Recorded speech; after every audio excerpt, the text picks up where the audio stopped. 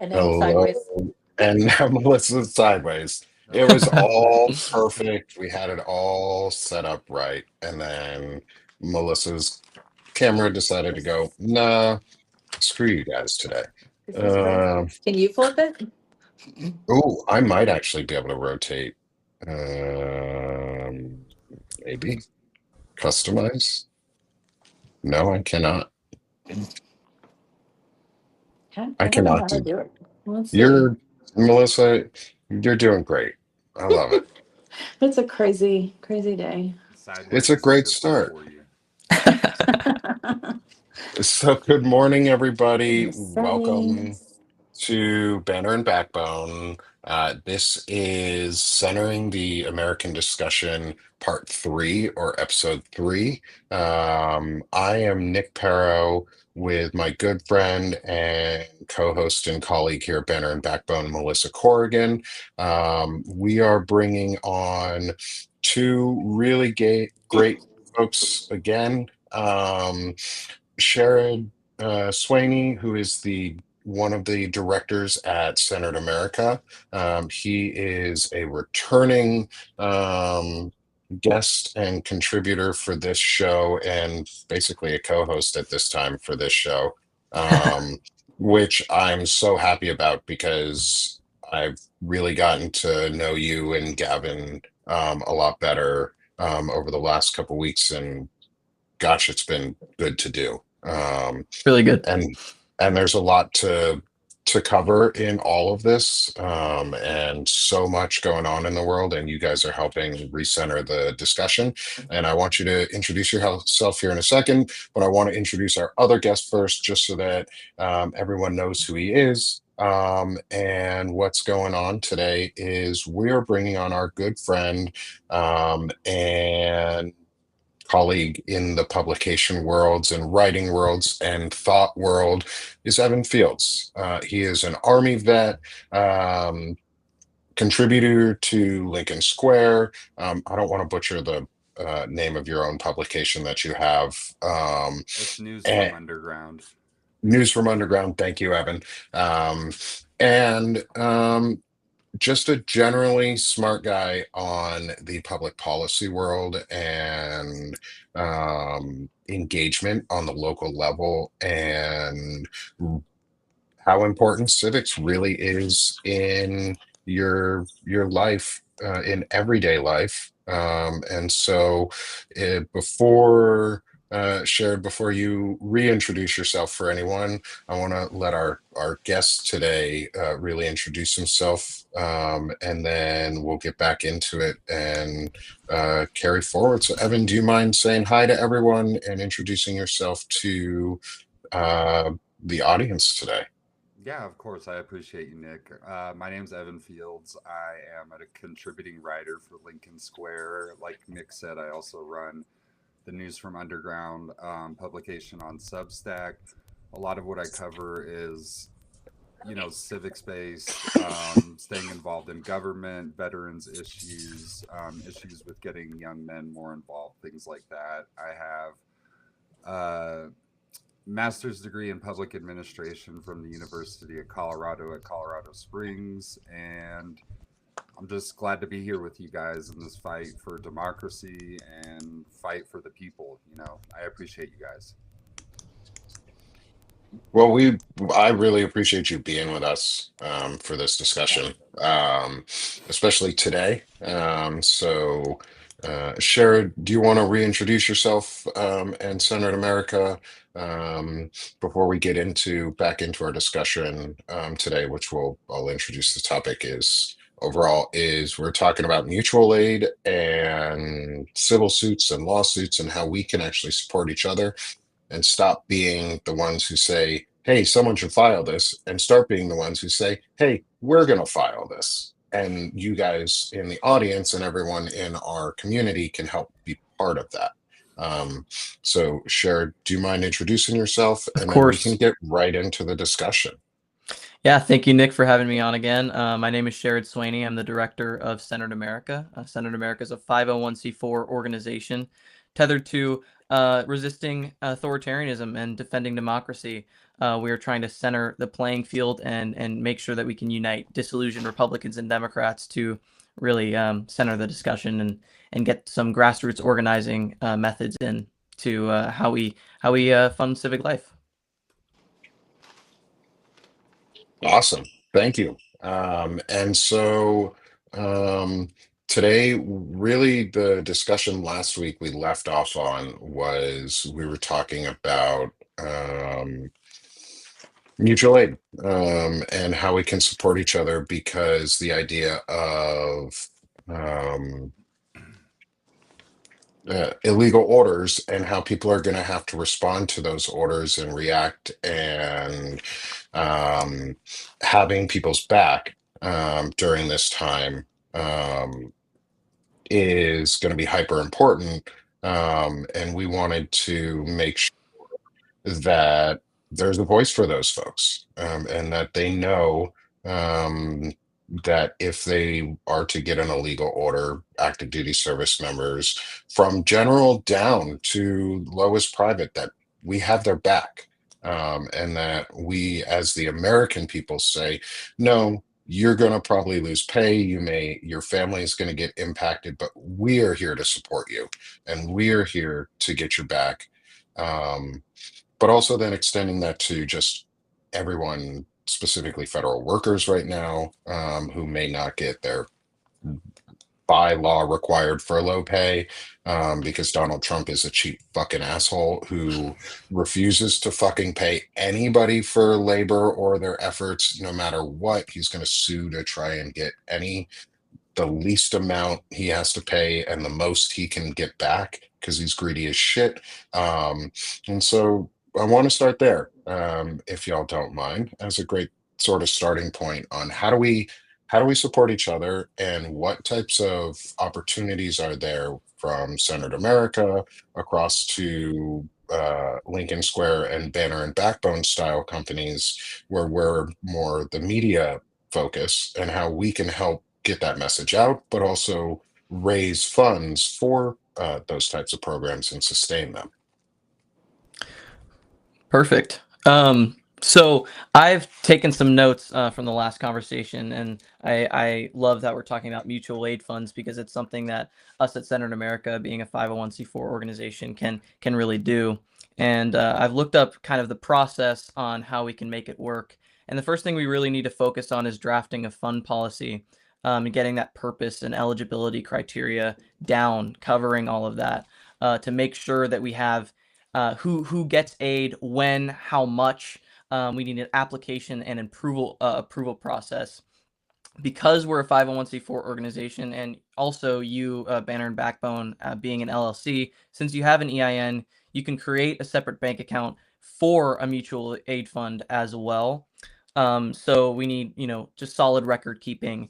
Funding sources, we could create a separate Substack channel, separate Substack publication, where those paid subscriptions fund our mutual aid fund. We can also have a GoFundMe or different donation processes. Senate America uses DonorBox to get donations, and that works. And then we have to just kind of be able to disperse that money and transparently, right? Publish monthly or quarterly reports and showing the total number of donations, how many people we helped and why and how much they got, just to say legally like bound. And yeah, so all of that's just how we can start it, how we can do it. There needs to be a committee as well for a mutual aid fund, so we need to make at least three members on that committee for the mutual aid fund as well. So those are the notes that I have, and then I guess we can have a conversation on what that would look like and how we can really use it in a good way. Yeah, I think those are great notes. Melissa, I saw you taking some notes during that, and Evan, I think you probably have some good stuff to say around those types of things too.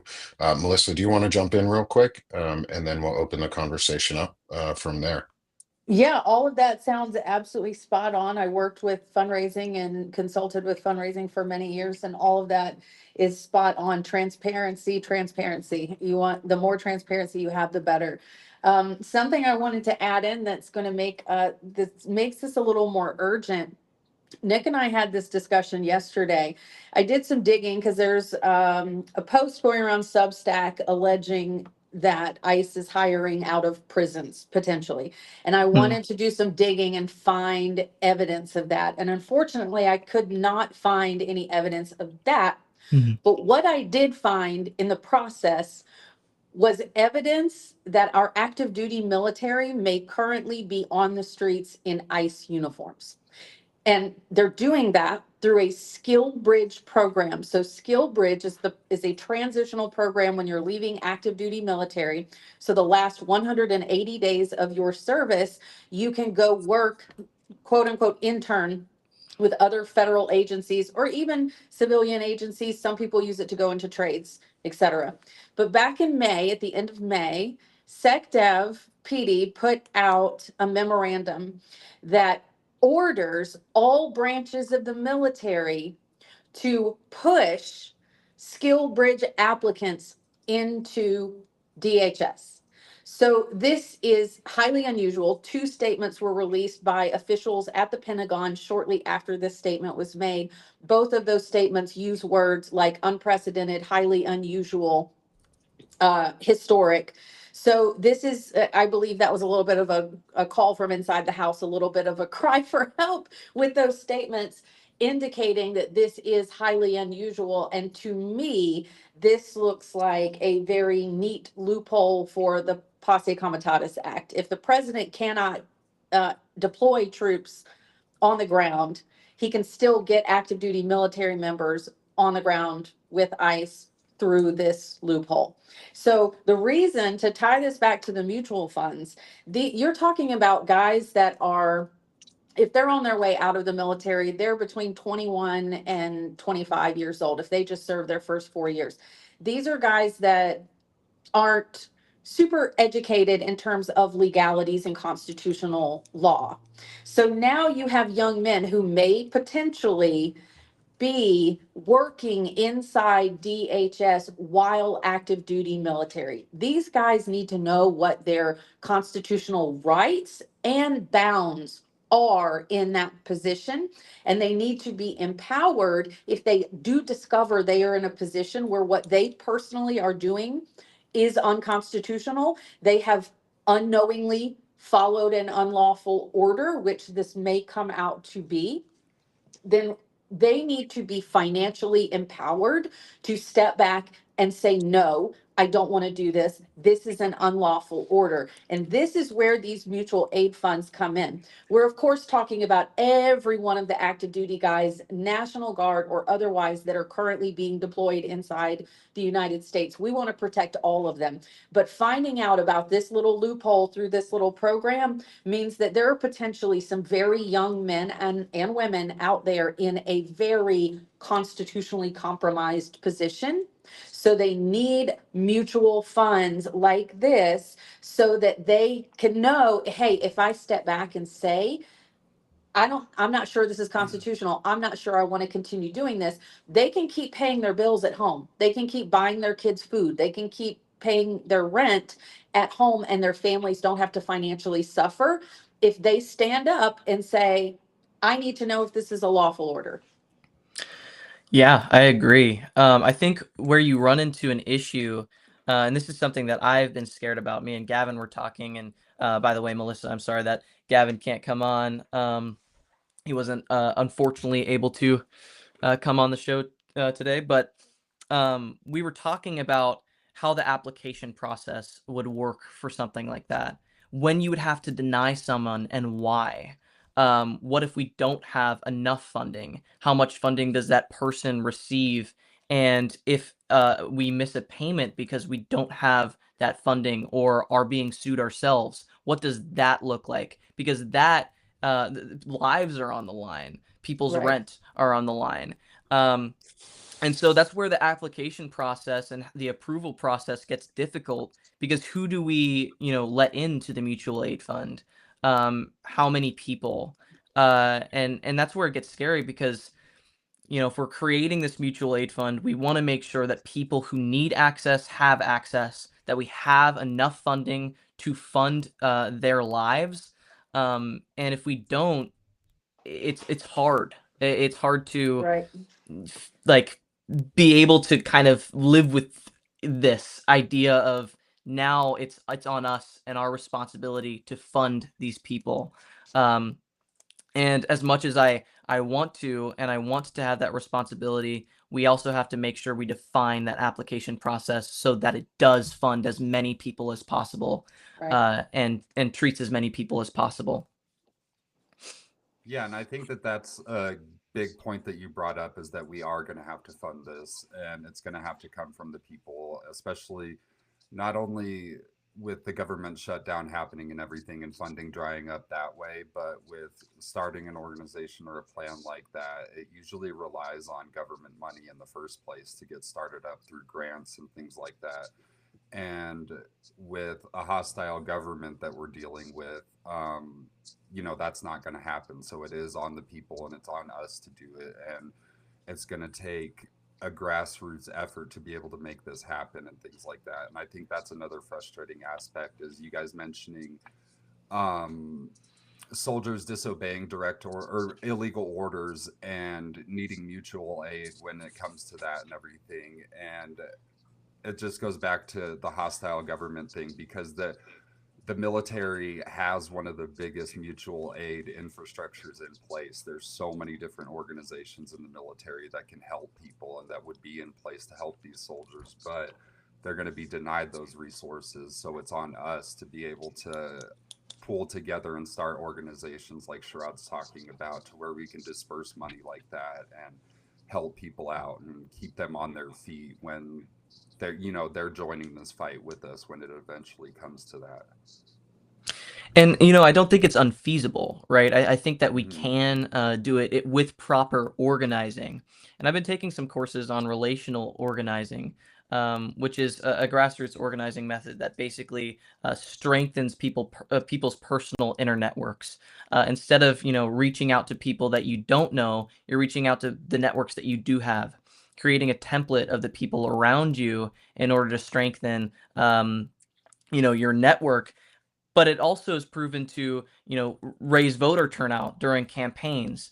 It's proven to boost points in races. So it's also more cost effective. So if we're doing something like a mutual aid fund, we need to create personal network templates to really get other people involved, friends, neighbors, family members, to actually help out and assist. It's essentially the same as a food drive, right?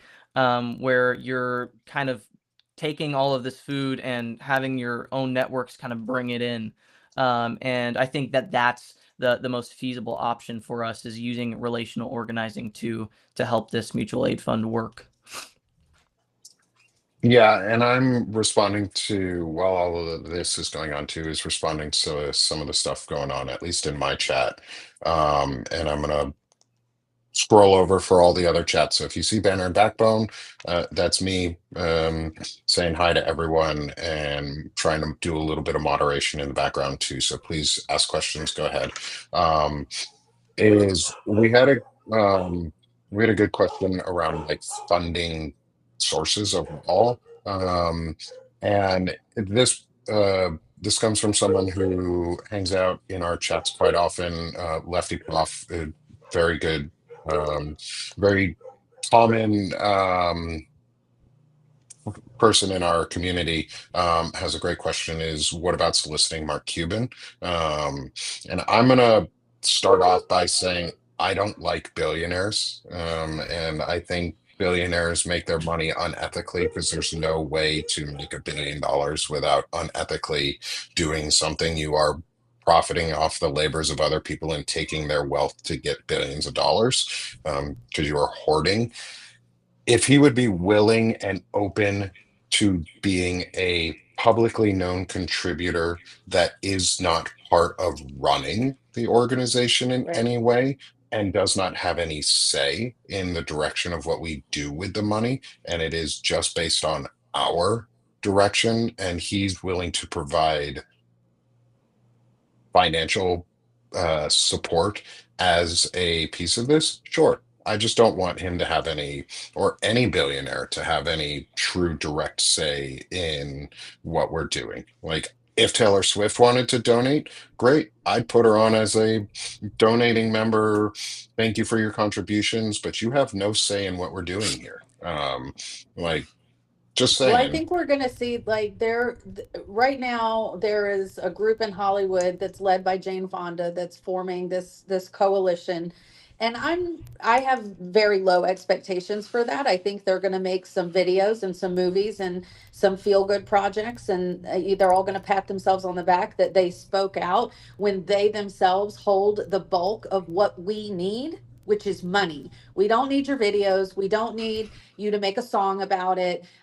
We need your money. We need your money. We need you to contribute to various mutual aid funds, because the wealth disparity is what's causing a lot of the issues in our country. And if you hold the amount of wealth where you yourself could contribute heavily to a mutual aid fund that helps women or helps military members or helps immigrants, and you go and make a feel good video, I just have no patience for that at all. So I'm hoping that they will get the clue that the way that they can be the most impactful is through monetary gifts.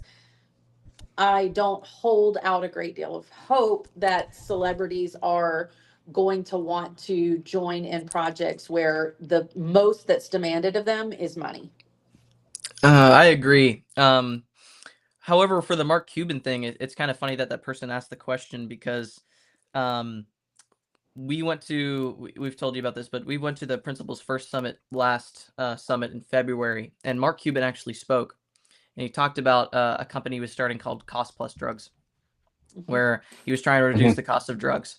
And Mark Cuban kind of plays both sides, but he did do a lot of campaigning for Kamala Harris's campaign. Um, and so I think it's worth it to reach out to individuals that have a lot of money in order to fund. However, like Nick was saying, having a spot on the board or the direction of the mutual aid isn't the people. It's not a direct representation of the people. It has to be bottom up. It can't be top down. And if we're having billionaires sit on a board, it doesn't really work. Right. Because it's for their benefit, and it's for gaining more money rather than actually helping the people. So, but I can, because I have ties to Principles First. There are methods to reaching out to people like Mark Cuban. So Yeah, I think that your name can bring notoriety to the cause and your money can bring resources to help us in the fight, but that money is not going to dictate how we carry these things out and how we enact certain things and who we're funding and things like that. And I think the frustrating thing with celebrities is they think they're closer to the billionaires than they are to us. And it's so frustrating just seeing them like, just put your money where your mouth is one time. Find one cause that's near to you and support a mutual aid that's going to help those people. You know what I mean? You see celebrities like Mark Ruffalo's a guy that does a lot of work, and I think that he uses his voice a lot. And but somebody like Mark Cuban, I worry about that because they didn't get to that position without having control over everything. And with that money, I think comes a need for control. So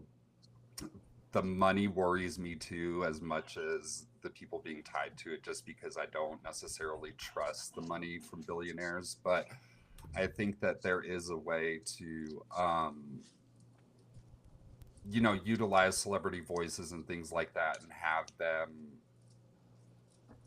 be a part of the fight without overtaking it and with it still being about the people. Um, what was I going to say? Yeah, the celebrity thing worries me because, we've seen historically the Democratic Party has leaned on celebrity endorsements and things like that. And you don't want like a new coalition or a new movement like this to be wrapped up in the same old politics that they were running with back during the Obama campaigns. Yeah, yeah. I think they've become out of touch in a lot of ways, and it shows in the Democratic like party establishment, the corporate establishment, the corporate side of the Democratic Party. really doesn't have our best interests in mind. And we're seeing that because they're weak and feckless and they want to find the middle point of everything where there's no middle point in, because they haven't realized uh, you cannot work with fascists, and you cannot like keep giving to somebody who doesn't have a red line, and that is willing to cross anything. Um, and I think as we get closer and closer to people who are on the verge or think they're on the verge of becoming billionaires or are billionaires, or people in that profit class, from what I've seen and what I've put together, at least just from anecdotal evidence through the work that Ellie Leonard does, that we've all, and like Zev Shalev do, where they're finding all this money and it's all billionaires that are engaged in really horrific acts and really amoral things. And it's something about money changes you. And I'm not saying Mark Cuban is involved in any of that. I will be very clear. I do not think Mark Cuban is involved in any of that. That said, on top of that, something changes when you become a billionaire and you lose touch, or if you're close to being a billionaire, you lose touch with anything that's Yeah, important outside of money. Um, It's almost like a personality change when you get to that point. Like right. yeah. there's like the So, predatory, but there's also like the defensiveness of it too. yeah. So we've got to, I think we're really right on that, is we've got to be really careful about tying an image of what we would want to do for mutual aid to a celebrity in any way. I think it would be cool if they'd be willing to get past their own ego and just do the right thing and do the thing that we need, which is redistribute the wealth. Because Mark Cuban, if he wanted to really change the world, could redistribute his wealth and just be like, hey, I am the first used to be billionaire because I donated everything away. Like, I can claim that. Like Taylor Swift gets to actually claim that because she's statistically a billionaire and then gave away a whole bunch of money. So she could easily claim that. But at the same time, she's still raking in shitloads of money, more than she could ever need or use in her lifetime. And right now, like literally right now in history, is the time when you actually use that money. Um, And I wrote what do you about guys think this about the other endowments day. in schools too, and how those could be used? Sorry, before we go on to Oh, there, go ahead. but you wrote about this the other day. Um, Yeah, I was just talking about how one message from Taylor Swift could shut down news networks and things like that, and shut down the news and change completely the conversation and things like that. And she just won't do it, but she'll sit there and release like 15 variants of the latest album and things. And I was just going to say how ridiculous it is that they have to know that they could make that change and that they could affect that type of change. You can't get to that position and have that sort of money without having the self-awareness that like, hey, I could use this for good, you know. But yeah, that's all I was going to say. What were you saying, Nick? yeah, is like, sorry, I got off track there too. My mind disappears. It's a Uh, veteran thing. Yeah, it's a fibro thing too. Is I just fucking everything disappears on me. But I think where I was going with all of this was around the idea of like, they, the folks that who, and I think maybe where I'm responding to someone in Melissa's chat at the moment who is saying that a Taylor Swift huge venue fundraiser for a candidate would be a lot more impactful than dropping a few million. Their best contribution is passing on credibility to candidates, bringing public to venues where their candidates talk. I don't even think that's it anymore. I think being associated with celebrities so closely loses you credibility, because they are so out of touch is the problem. I think that's what we're talking about here, is like part of this conversation about mutual aid is funding sources are really important, and how you get your funding, but also how you market how you received your funding is equally as important, because people want to understand where you get your money from, who's giving you money. And especially nowadays, like, I'm not going to accept money from Elon Musk or Peter Thiel or someone in that side of the world, like I'm hesitant to would be hesitant to ask for money, say from Mark Cuban, because he's so heavily in the tech community and they have some really shitty things that they're planning. Like, and I'm more concerned that Mark Cuban is going to run for president as part of the America Party and come out of nowhere and fucking lead us into a uh, techno-fascist state right after we get out of regular fascism. Like they're just going to up it without even really thinking about it. And I think a lot of that money, like when you're given a huge amount of money from someone that's a celebrity like Mark Cuban, it comes with a weight to it. It comes with you have to do something in order to receive this money. And if you do receive this money, there's a baggage. And so I think honestly, the best thing that we can do is organizing it in a relational way where you're taking social pressure, which isn't a negative thing. It's when you see your interpersonal networks, contributing to a mutual aid fund, you are more likely to do it, right? Mhm. It's a difference between, you know, door-to-door knocking, where, a lot of people aren't really changed by a door-to-door knocking. That's not what I'm not saying that it's a bad thing for organizing. But when someone knocks on your door and they're trying to sell bug spray, right? How often are you to take them up on that offer? It's there's a minimal amount of times that you take them up on that offer. Whereas when you are talking to a family member about this issue and saying, hey, let's both contribute, you're more likely to actually get an impact and actually raise funds for a mutual aid network. And I also think we should use that relational connection in the cities that are already being occupied, reaching out to established nonprofits, especially grassroots community level ones, in those cities and saying, hey, we want to provide these military members sort of an out, a financial out. We want to be able to have a mutual fund so they can stand up and say, no, I'm not doing this. They need financial support to be able to do that. Everybody wants them to do it. Everybody wants the National Guard to stand up, for ICE to stand up, and for individuals in that system to just simply lay down their gun and be like, I'm walking away from this. My conscience is not going to allow me to continue doing this. And that's wonderful. That makes for great movies and TV. But in reality, what would happen to that individual, especially if it was just one or two? The wrath of the military would come down upon them. They absolutely would be thrown in the brig while they were being investigated. Their pay would be ended immediately. And that would obviously impact their family and whoever's depending on them for that paycheck.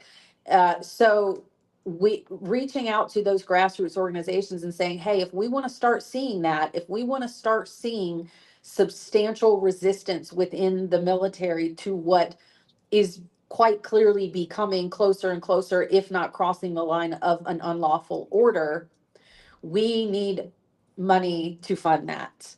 So reaching out to those communities and the established organizations in them and saying, what do you suggest? Who do you suggest that we go to for funding? Who do you go to for funding? Because I'm willing to bet those grassroots organizations that are on the ground in Portland, in Chicago, in LA will be very happy to tell us who they work with, particularly in LA. There's a lot of money there, who they work with, who's quietly giving them money that they could connect us with. There have been more and more sort of sightings of celebrities in hoodies and celebrities that are out at these protests. Like, so we know what side they're on. We know they don't like what's going on. They're being very careful with their public presence around it, but I'm sure they're probably giving money quietly to grassroots organizations that are resisting. So yeah, that's how we need to be using the relational, is looking at these cities that are already occupied and ones he's threatening to occupy. Go to those grassroots organizations, find out who they are, go to them and start having those conversations. And I think also they are targeting nonprofits, they are targeting organizations, so we need to stay under the radar. Right. So reaching out to local grassroots organizations that are also kind of big as well. So like Indivisible Kansas City, Indivisible St. Louis, that are right by me. I can reach out to them as well, which is a great idea. Thank you, Melissa. I'm actually gonna probably do that right after this live. So I think it'd be impactful to reach out to organizations like that, and I'll also reach out to Principles First because they have some good connections. And Veterans for Peace, they have a Yeah, chapter in like every state. That's one yeah, that would definitely, I think, be interested in partnering on this. got it. And I Yeah, wonder and I if think you guys Indivisible make. would be. Go ahead, Nick. Sorry, I wonder if Indivisible would be interested in at least helping connect folks, because Melissa, you were talking about the fact that they actually have a informationals on how to set up mutual aids. Right. And I think that's incredible because they're local grassroots organizations and they're not really they're a decentralized network of local groups. And I think that's fantastic. Sorry, Evan, I cut in on you there. No, you're okay. I was gonna say, yeah, I think that going at the city by city level and finding sort of these mutual aid networks and bolstering those, especially the cities that, we saw the map of the, what was it? I think it was Russell Vote that released it, the map of the blue states that they're not going to fund during the shutdown or that they're withholding money from. So we know that there's going to be more cities that they're going into. And I think that that's one of the big things is we need those cities and we need people in those cities to recognize that that's going to happen and preemptively kind of bolster these organizations and make sure that people know about them. I was looking up last night the Portland Mutual Aid Network. There wasn't a lot of like mutual aid sites that I could find in Portland, but that was one that I wanted to bring up, that if there's anybody watching in Portland and they're out at the protests and stuff right now, the Portland Mutual Aid Network, they're one that's local and everything that people can kind of latch on to right now. But yeah, it's important that like even us individually, like if we find a place locally that we can, donate $10 to, and then we can tell a friend about that, and that sort of helps start the movement of making sure that these places are taken care of and everything, and that people actually know about them. But yeah, I worry about the next city and the next city and the next city. I just, what do you guys think about like the class action lawsuit, like preemptively kind of filing those and things like that? I was just curious what your guys' thoughts on that was. Oh, Melissa, sorry, I Oh have no no. idea what just happened to you. Why? I turned Nick's just something on and it sideways again. like I tried to put a QR code out for the Portland Mutual Aid network right Oh, there there it on top is. of my corner. Yeah, I see it. So there is a QR code here up on the screen now in the top corner for everyone is the Portland Mutual Aid. So we are not in connection with them in any way at this point. Melissa will be back with us here. But please feel free to donate and provide mutual like funds and support with groups like that. I think one of the important things we're going to need to discuss in all of this too is not forgetting mutual aid for cities in red states. And because they're going to get hit really, really hard because the governors are Hmm. welcoming the National Guards in. Like the governors are inviting National Guard in to beat up on their own citizens and cities. And I know like the most obvious examples are always going to be like the big cities in blue states like Portland, LA, Chicago, New York, because Trump wants to have the show of it to say that he can cow the biggest cities in America and he can take over those cities. But he's going to take over the cities that a lot of the cities that we actually really need in elections and really need support from and really need the people in. And they're also the communities that always get forgotten because it tends to be the Black and Hispanic and poorer communities that are hit in these incidents. And in the South, the history of racism that is very, very prevalent hasn't really gone away. and oppression hasn't really gone away. So could we talk about like, do you guys know about like other groups and things like that that we can find locally for more red state involvement too? Um, Yeah, I mean, I live in a red state, and I have like there's only two blue cities, and one is now gerrymandered, so we only have one blue like district, St. Louis. Blue Missouri, right? Jess Piper follows us on all of our platforms. We can easily connect with her. Indivisible also follows us, Kansas City and St. Louis branch. So for Missouri specifically, I think Indivisible would be a good uh, organization to reach out on. Same thing with other red states. I think there's probably Indivisibles in other red states as well. So I think that those are probably good organizations to reach out to. yeah. Yeah, I was gonna Have- say Indivisible. I think that's an overarching one that everybody can kind of get behind and support and help out with. And I also think that with relational organizing, having those value-based conversations where you're talking to individuals about their values and kind of cementing in how it relates to them is more effective at creating this mutual aid network that has a base of people. If you're all sharing funds and food and resources kind of under the radar, that is an organizing method. Those people are more likely to join those protests, are more likely to contribute in the future when they do have the funds to contribute or the food to contribute. And so it's being passed around. It's not really that it's going in and then dissipating. These funds and resources are being passed from person to person, and I think that is one of the biggest funding proposals and policies that we need on this mutual aid network, is that it's not just giving the money and then it goes away. It's give money, and then when you have some, you give it to the next person, and we pass it along and pass it on. Yeah, and so before we go any further, I want to wrap up this part of the discussion and switch into the second half. Oh no, we lost Melissa again. That's all right.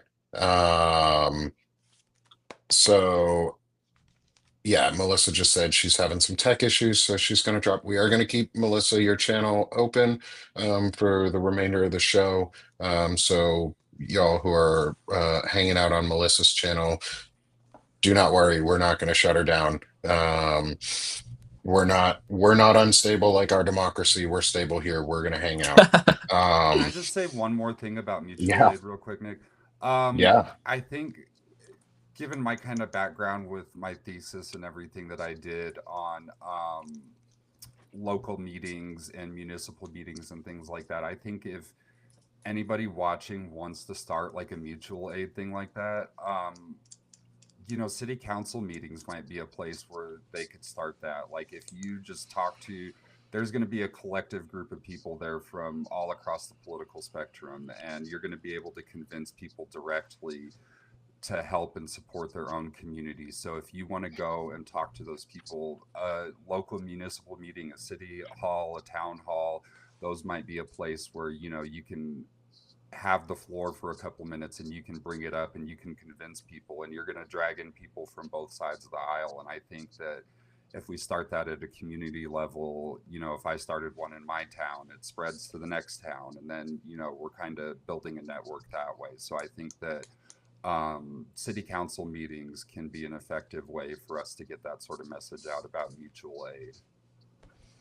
Another good idea too is I know we've got our coming up. Thank you, Lefty Prof, for the suggestion in my chat. And little LT is Future Farmers of America. The FFA group is a suggestion for groups that are fairly non-political. They just teach future farmers, and I love the FFA stuff. But also, the suggestion was there's always a table set up at every protest for things, and I don't know if that's specifically which organization specifically, but I think I know Sherrod, you guys put in a lot of information around protests and stuff like that at Centered America. Are there ways that we say, if I go to a protest in Arkansas, which I'm going to go to for No Kings, Yeah, that's on the is one of the 18th, pro, right?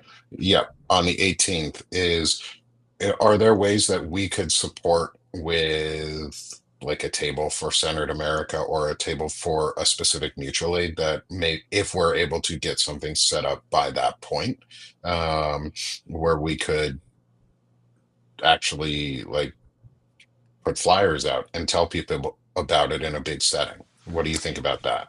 Yeah, so that's actually something that we've been working on very heavily.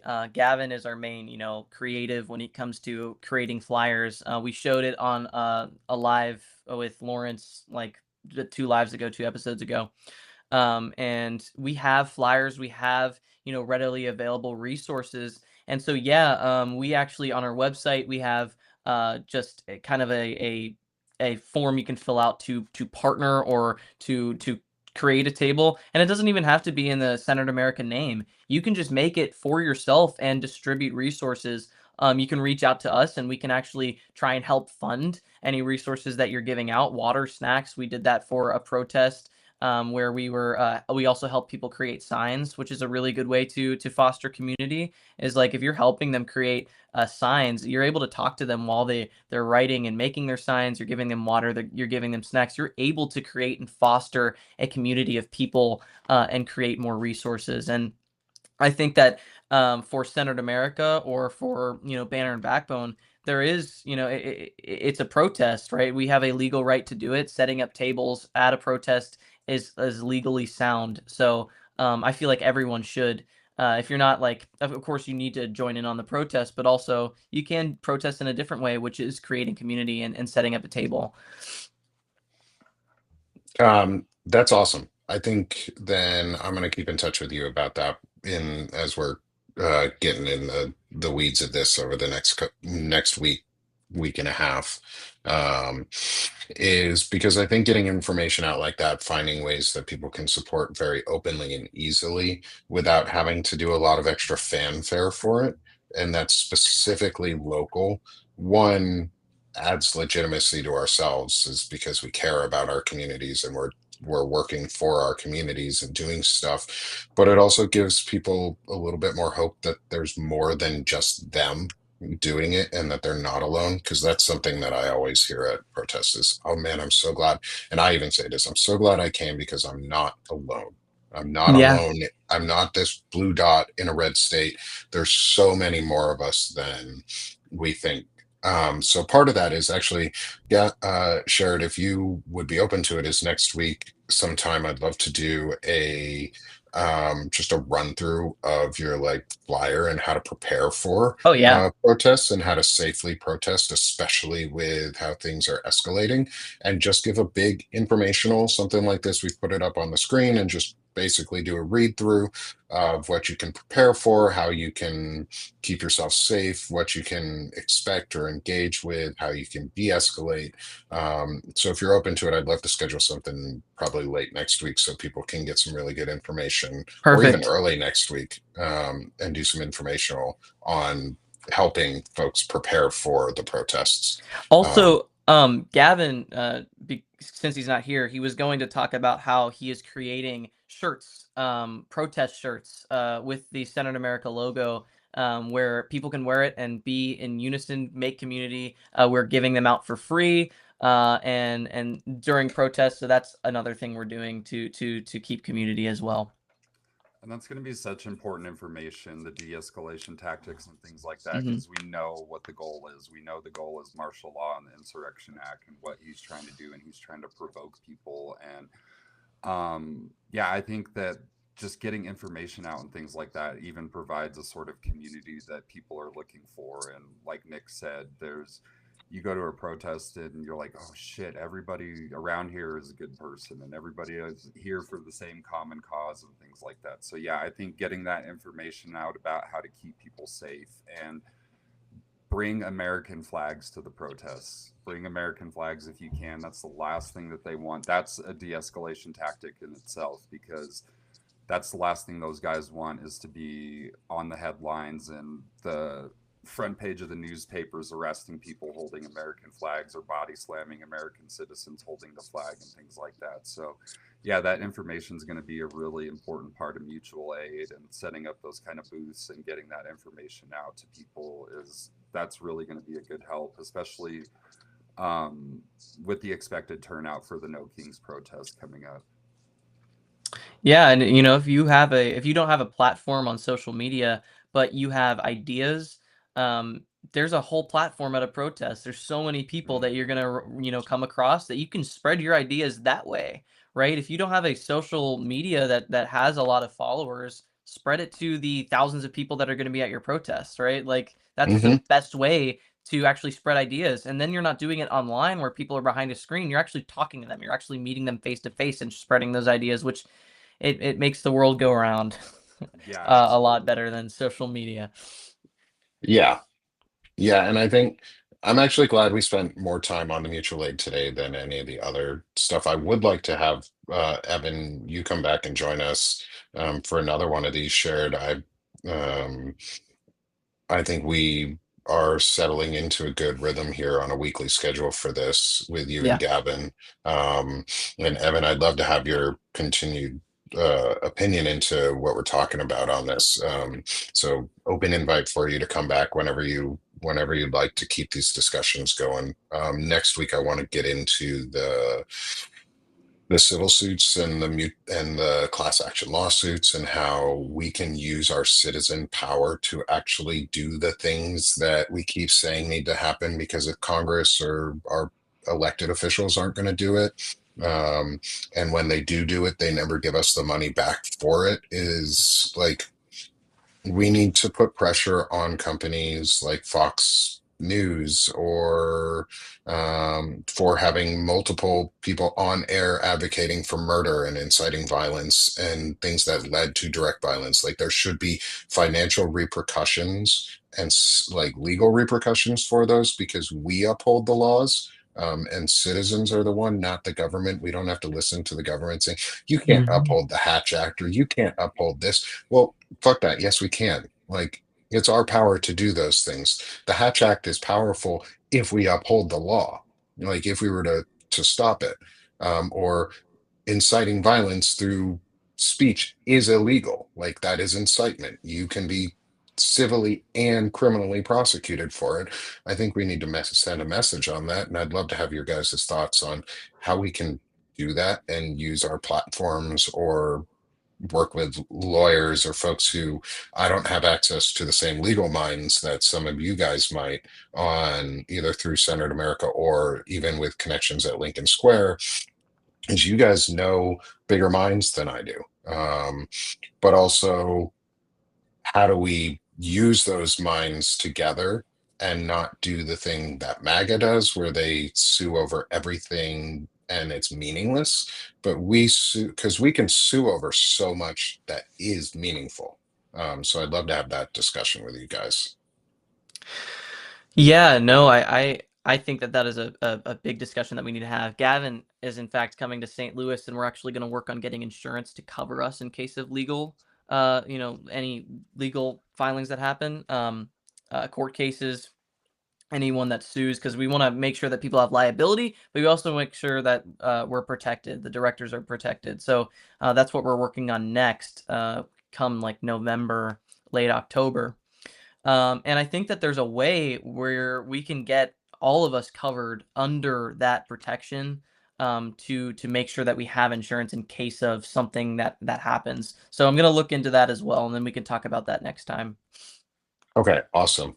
I've always been a big proponent of, we need a new form of the fairness doctrine that Reagan got rid of. We need truth in news and accountability in news and information and things like that. And I like, kind of, it seemed like kind of what you were getting at, Nick, is sort of like a civilly enforced fairness doctrine, like through civil action and things like that, where the people finally stand up and say, to an organization like Fox News, kind of like, I forget the exact name of the voting company that sued them, but like, if the people were to do that civilly and say, you know what, fuck that, you're ruining our country through misinformation and lies that you're telling people, and we have a right to the truth and things like that. I think that enforcing those sort of things civilly, that could be a really effective tool. So yeah, that's a conversation I'd definitely be excited about. Awesome. Awesome. I'm glad you both were able to come on. Evan, I'm really glad you made it with us, and I look forward to having some more discussions with you. Before we go, I'm going to put up, we're just at the top of the hour. I'm going to put up QR codes here real quick on the screen. This may cover your face for a second, Evan, so just No hold on. worries. Hoping this works on the side. It doesn't always. All right, Evan, do you mind letting everyone know? I want to give you the chance to let everyone know where they can find you, how they can support your work, what you do, and we'll finish off with then Sheridan and myself, and we'll close out the morning. Evan, take it away. How can everyone support you today? Yeah, absolutely. You guys can find my stuff right there at the QR code for News from Underground. But I think the main thing that I want to say is go out and support Lincoln Square. I got the sweatshirt on. There's a bunch of good people over there doing great work and trying to fight for democracy and things like that. The biggest thing I always want to say is just support independent media. It's a lot of regular people trying to do this and get the truth out and fight for democracy because we love this country. And yeah, just support independent media. I really appreciate you guys. Yeah, absolutely. I'm glad we have been able to have you on. Um, but yeah, definitely support independent media, support Evan, support Lincoln Square. Free subs are always the most important initial piece for us because that's how you stay in the loop. That's where we get email lists built out, and in a time where we can download email lists off of Substack, it's really good because then we can stay in contact with y'all if something happens to this platform. So go subscribe to Evan. Thank you for joining us, my friend. It's been really awesome to have you with us. This is not the first time we've talked, and I'm glad, and I hope it will, and I definitely know it won't be the last time either. Absolutely. I appreciate you guys. Let me find our, I don't even, oh no, I don't have a QR code for Centered America yet. Wow, that's, sorry guys. Give me one Don't even sec. worry. Shame. I'm Shame. gonna uh and so Shared, can you Yeah. also do for yourself while I get a QR code here put up on the screen. Ooh, look at that. Fast. I'm Yeah. getting better. Getting better at this. So, you can find us, Centered America, at centeredamerica.substack.com. You can find us on the app, on Instagram, on TikTok. Everything should be Centered America. We also have a website called centeredamerica.org. You look that up, and we have tons of information, how you can volunteer. We also post independent journalism, so we report on the news every single day and make sure that you guys have independent media reporting as quick as possible. And we're verified. We make sure we keep our sources very tight. And find us at Centered America. You can become a free or paid sub. All of it helps. Appreciate it. Thank you, Sharon. It's been wonderful to have you back this week. Missed Gavin and look forward to seeing him next week. Let's Yeah. do our real quick lightning round here for our side is I'm going to put up Melissa Corrigan. She is an amazing contributor and friend. This is her Substack. You can find her at Counter Story Media, Banner and Backbone, Does She Shut Up? Um, she does a rage rag. She does a lot of really incredible news and local reporting and national reporting at this point. Please support Melissa's work, free subs and paid subs for her. She's amazing. She's the reason I've been able to find so many people in this community as I popped on a live where she was, and that sort of led to me meeting everybody else. So she's a great starting point for everyone. Please do support her work. Move over real quick to me. Sick of the Shit Publications is my main home. You all know me there. I do poetry and lots of rage at the political system, raging at the machine, but I also focus on chronic illness issues a lot. So if you're in the disability community and you have chronic illness and issues, please come on over. I love having y'all. I'm trying to build a really good space for everybody to come on and be part of it. And then finally, Banner and Backbone itself, please come support the network. As we build out, the bigger we get, the more attention we can get for mutual aid, for support. The longer we can stay on the air, the more we can do, the better quality we can add to productions, but also the more we can give back. And the more we can do things like support Melissa Corrigan's reporting into what's going on in Norfolk, Virginia, and the creation of the surveillance state, and pieces like that. So please support Banner and Backbone, Centered America, Evan Fields at News for Underground, and Lincoln Square, plus all of us ourselves. And if you can, we're one away on Banner and Backbone from getting to 100 paid subscribers. Please become a paid subscriber with Banner and Backbone. Help us get that bestseller check mark. That is a big algorithm boost for the network, and also lends us a lot of credibility and the ability to support all of our contributors by allowing everyone on our network to be at least bestsellers if they are not already themselves on their personal networks. And it really helps us build Banner and Backbone itself, plus builds to the community that you are all becoming a part of. So last and final thing is thank you everyone for coming. Appreciate everyone in the audience across all of our channels that we've got open today. We have quite a few people. It's at least 300, almost 400 people, I think, if not more, between all of our channels. Thank you for showing up and showing your support. And we will see y'all next week for another centering the discussion in America with Banner and Backbone, Centered America, and hopefully Evan Fields if he's able to make it.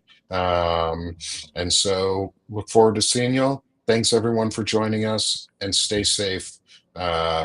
As Fred Pogue would say, keep faith and defend democracy.